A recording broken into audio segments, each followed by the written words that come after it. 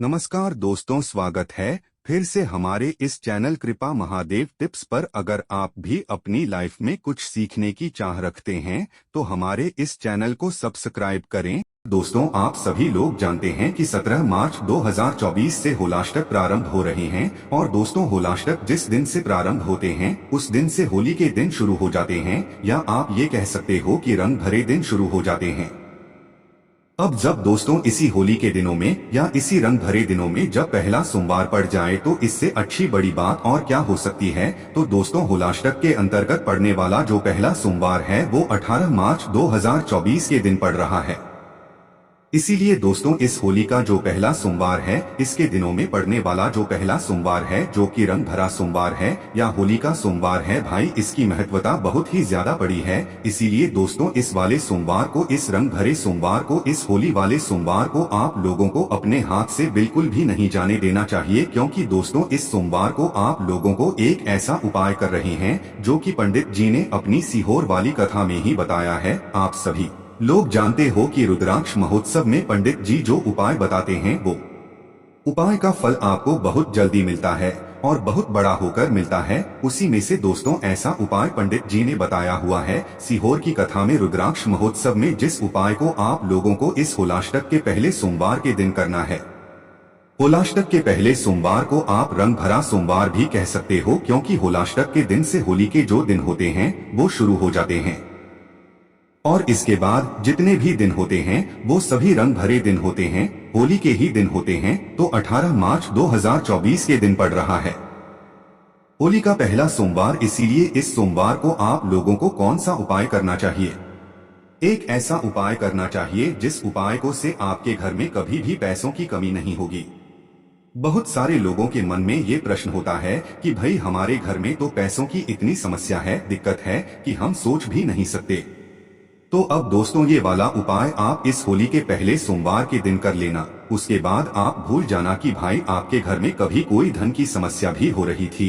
क्योंकि दोस्तों, इस उपाय को करने के बाद आपके घर में चाहे धन की समस्या हो, चाहे पैसों की समस्या हो, चाहे आपके घर में माता लक्ष्मी जी आपसे प्रसन्न ना हो किसी भी कारणवश, तो भाई माता लक्ष्मी आपसे प्रसन्न हो जाएंगी। साथ ही में जितने भी धन से जुड़ी हुई जो समस्याएं होंगी वो भी धीरे धीरे करके दूर होना शुरू हो जाएंगी। बस दोस्तों, इस उपाय को पहले आप लोग अच्छे से समझ लेना, उसके बाद ही करना। क्योंकि होली का पहला सोमवार है, होलाष्टक का पहला सोमवार है और रंग भरा सोमवार है।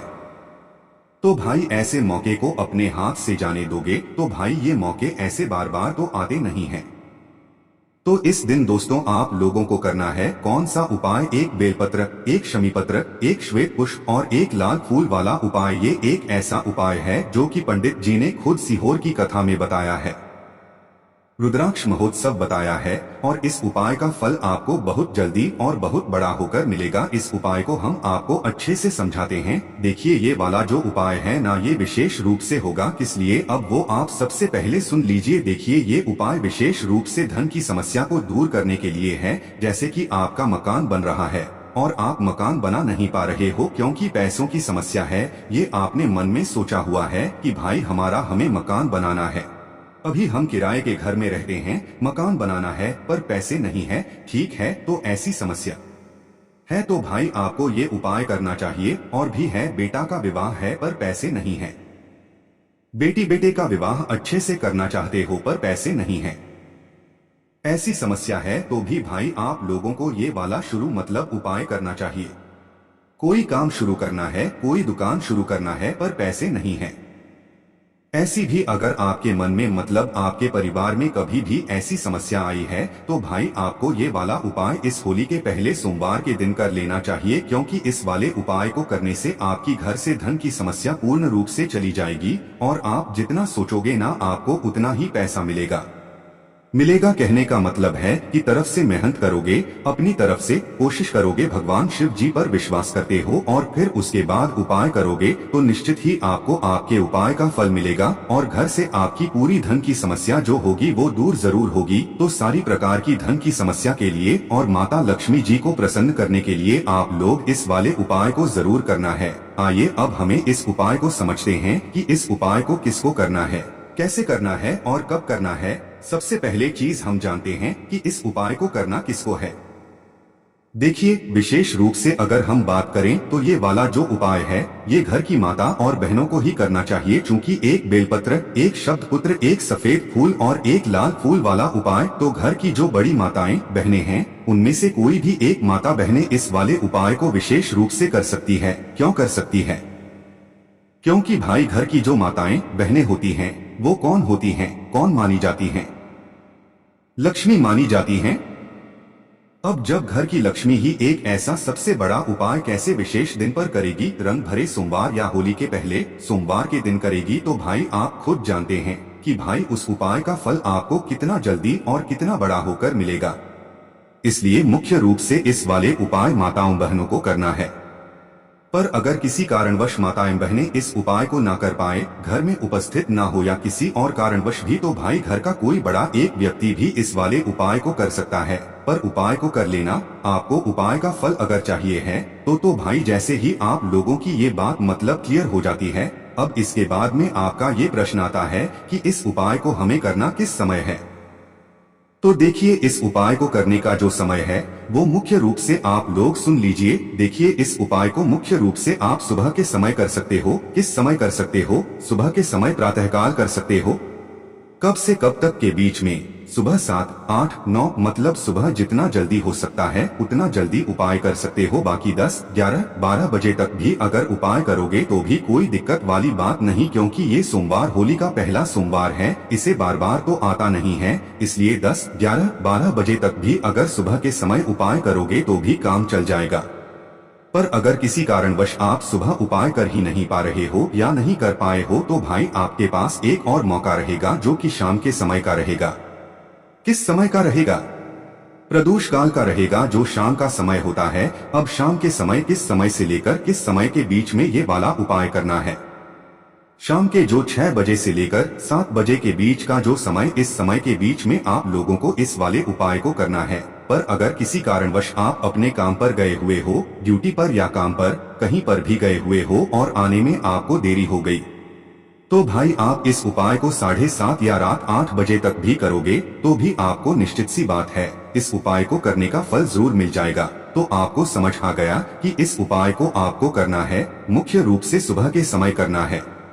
पर आपने पूरी कोशिश करने के बाद भी आपको इस उपाय को सुबह ना कर पाओ, तो भाई फिर आपके पास दूसरा मौका रहेगा। शाम के समय आप लोग इस वाले उपाय को कर लेना है, प्रदूषण में रात 8 बजे तक भी। दोस्तों, ये बात भी आप लोगों को समझ आ गई होगी।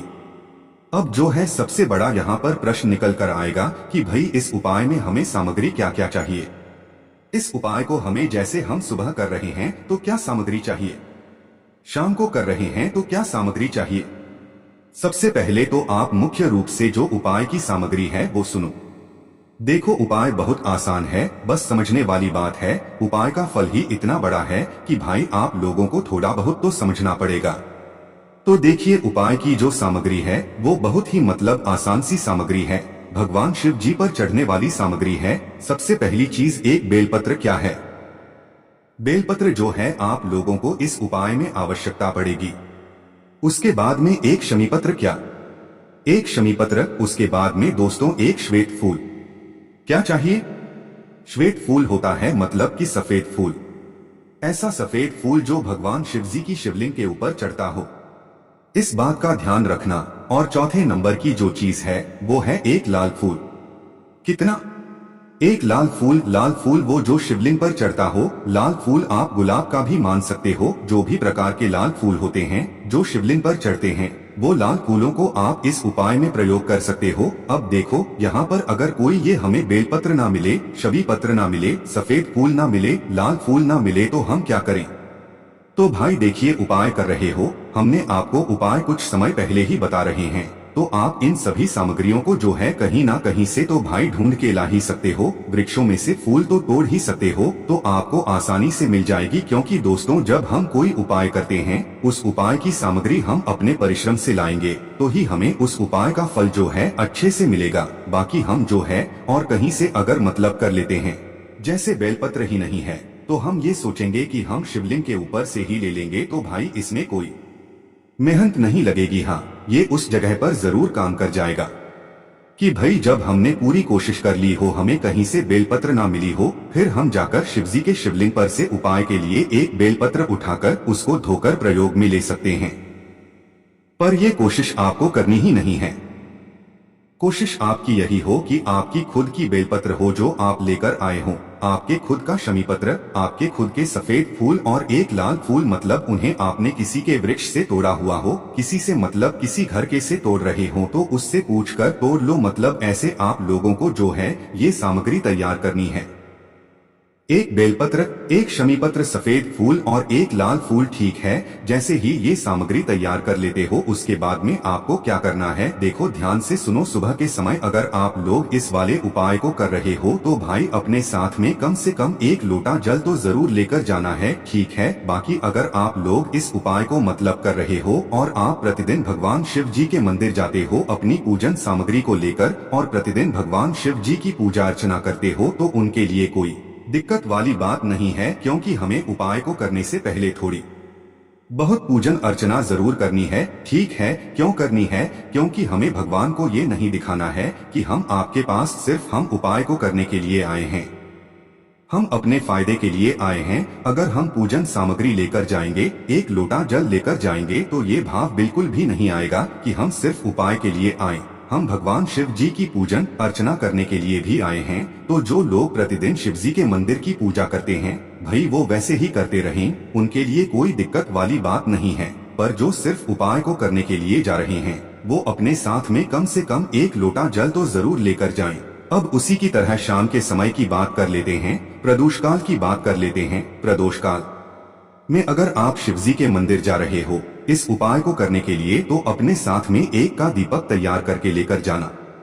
वो घी का दीपक जो होगा वो आटे का होगा, मीडियम साइज का होगा। और उस आटे के दीपक को बनाने के लिए आप अलग से ही आटा गूंदोगे। आटा गूंदने के बाद उसके अंदर कुछ भी नहीं डालना है, मात्र पानी डाल के गूंद लेना है और मीडियम साइज का एक आटे का दीपक तैयार कर लेना है। उसके अंदर जो बत्ती रखोगे वो गोल बत्ती रखोगे, वो गोल बत्ती भी आप अपने हाथ से बनाओगे तो वो ज्यादा बेहतर होगा। उसके बाद में इसके अंदर जो चीज आप लोग डालोगे वो शुद्ध देसी गाय का घी डालोगे। इस दीपक को तैयार जैसे ही कर लेते हो शुद्ध देसी गाय के घी से भाई आप इस दीपक को तैयार करके शिवजी के मंदिर पहुंच सकते हो। तो यहाँ पर आप उपाय की पूरी तैयारी हो चुकी है। सुबह के समय गए हो भैया, अपने घर से शुद्धता का विशेष रूप से ध्यान रखना। उपाय को करते समय भी और उपाय की सामग्री को तैयार करते समय भी शुद्धता का विशेष रूप से ध्यान रखना। अपने घर से स्नान करके सब शुद्धता का ध्यान रखते हुए आप अपने घर से निकल जाना। शाम के समय स्नान करने की जरूरत नहीं है। शाम के समय आप सिर्फ हाथ मुंह अकेला धोकर